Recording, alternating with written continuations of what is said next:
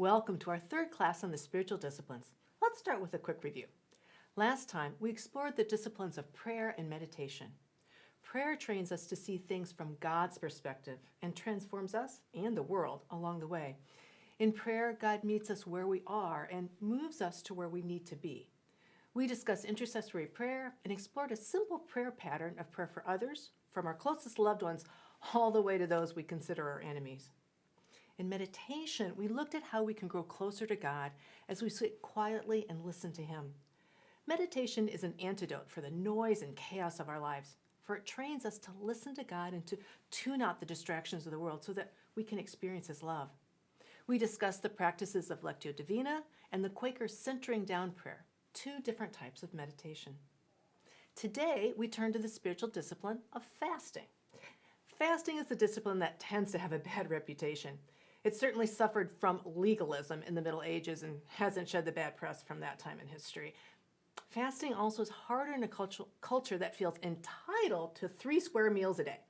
How many of us have declared, "I'm starving," barely 4 hours after our last meal? We tend to exaggerate just a wee bit. I know I've said, "I'm starving," countless times, but you can see I'm really far from that ditch. Fasting is a part of Christianity and other religions as well.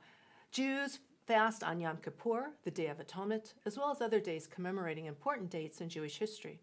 Muslims fast during the month of Ramadan.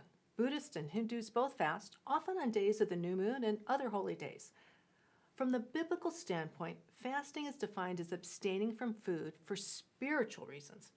This is different from fasting for political reasons, such as when someone goes on a hunger strike. It is also not fasting for the purpose of losing weight or improving your health, which is what people who advocate for intermittent fasting are trying to accomplish.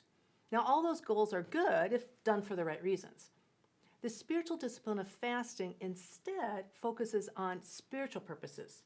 In the Bible, fasting is combined with prayer to refocus our attention on God. In the Bible, fasting involved refraining from eating but not drinking. This is the type of fasting Jesus did when he was tempted by Satan in the desert. He didn't eat food, but he drank water. There are also instances of partial fasts where the diet was restricted to certain foods, as when Daniel didn't eat meat or drink wine. We read in Daniel chapter 10, "All that time I had eaten no rich food, no meat or wine crossed my lips, until those 3 weeks had passed." Usually, fasting was done privately, though sometimes the whole community fasted in the face of dire circumstances, as when Esther instructed all the Jews to fast with her when she learned of the order for the genocide of her people. We read in Esther chapter 4, "Go and gather together all the Jews of Susa and fast for me. Do not eat or drink for 3 days, night or day. My maids and I will do the same." Jesus himself assumed fasting was a natural part of practicing the faith. In the Sermon on the Mount, Jesus said, "when you give," or "when you pray," or "when you fast," not "if you give," or "pray," or "fast." We read in Matthew chapter 6, "and when you fast." Jesus assumed prayer and fasting happened together in the life of a believer. Fasting has had such powerful effects in the lives of believers that some have tried to find commands to fast and demand others follow. By the time of Jesus, the Pharisees boasted they fasted twice a week, on market days no less, so others would see how pious and holy they were. We need to be clear. When Jesus taught, he gave instructions on how to fast, partly in order to restore the proper practice of fasting. But he didn't command fasting. Fasting is an opportunity, not an obligation. Here we confront a hard reality. Fasting trains us in what controls us. It uncovers the things that we value and shines God's light on them. It uncovers the motives behind our behavior. And sometimes we're surprised and even shocked at what we discover. This is why fasting must center on God. When we fast from food, we often find things surfacing that we initially attribute to being hungry, but that can actually be linked to anger or pride or fear or jealousy or cynicism or other emotions we haven't dealt with in a healthy way. We've used things like food or busyness or social media to hide behind instead of bring our hurts to God. When we fast, we begin to live out the truth that Jesus taught in the Sermon on the Mount.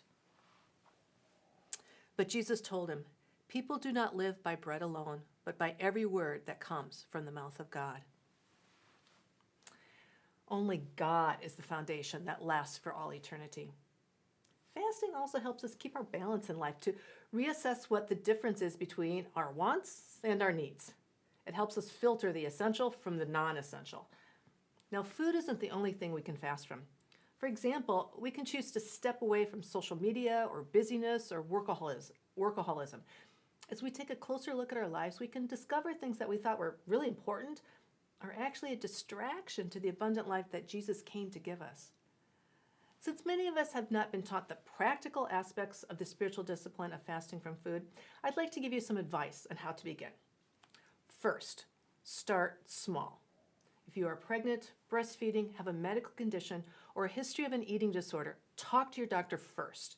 For instance, if you have diabetes, not eating for 24 hours can be very dangerous. A good place to start is to fast from lunchtime to lunchtime, skipping 2 meals, dinner and breakfast. During the time of your fast, you should be drinking water and juices. It's very important to stay hydrated during any period of fasting. As you fast, what your body is feeling physically will become front and center. You may feel tired, irritable, lightheaded, or maybe a little shaky as your body adjusts to the differences in your blood sugar. You may also notice that you have a harder time concentrating or have mood swings. Take note of those sensations, though. If you feel dizzy, that's a sign you need to drink more water. More importantly, though, pay attention to what your heart is telling you. Are there areas of your life where you feel entitled and not eating when you're used to eating is bringing them to the surface? Is there a nagging sense of bitterness on an old incident in your past that you're reminded of when your stomach growls? Are you coming to a greater understanding of what it feels like to be a hungry child when you fantasize about a big, juicy hamburger? The time that you would normally spend preparing your meals and eating, you can instead spend with God. You have a longer stretch of time for prayer, for Bible reading, or quiet listening, or even being outside in God's creation, soaking in the beauty of the world. When you break your fast, a light meal of mostly fruits and vegetables is best. You can also fast from things other than food. You could fast from gratuitous entertainment or busyness or the push to achieve or mindless consumerism. I believe many of us would benefit from a fast from social media and screens. Choose a day or a weekend when you go without checking your email or Twitter or Facebook or TikTok or Instagram account or anything that you find yourself just mindlessly scrolling through. Unplug the TV for 24 hours. Turn off the radio. Stay off the internet for a whole day. The world will be fine without you for a day. Honestly, for a week. Then reconnect to the actual world. Call a friend and meet for coffee or a walk. Chat face to face. Pick up a book or a hobby you've neglected. As you reconnect to the world and the people around you, you can reflect on how dependent we've become on mass media and digital technology. Ask how the constant comparisons in social media affect your sense of self and how that might differ from how God sees you. Monitor your emotions and see if you feel a little less anxious when you don't have to present an idealized version of yourself to the world. See what you can do with the time that you gain now that you're not mindlessly spending it on the internet. The spiritual discipline of fasting, whether that's fasting from food or other activities, trains us to focus on what really matters, our relationship with God and with others. Now, some important takeaways from today. The discipline of fasting always has a spiritual purpose. Fasting trains us to understand what controls us. As we fast, we open up space for God to feed our souls with His love. I'd encourage you to download the additional resources on the web. They contain discussion questions and suggestions of how you can practice the discipline of fasting this week. Thanks for joining us. Next week, we'll turn to the spiritual discipline of study. Until then, keep the faith.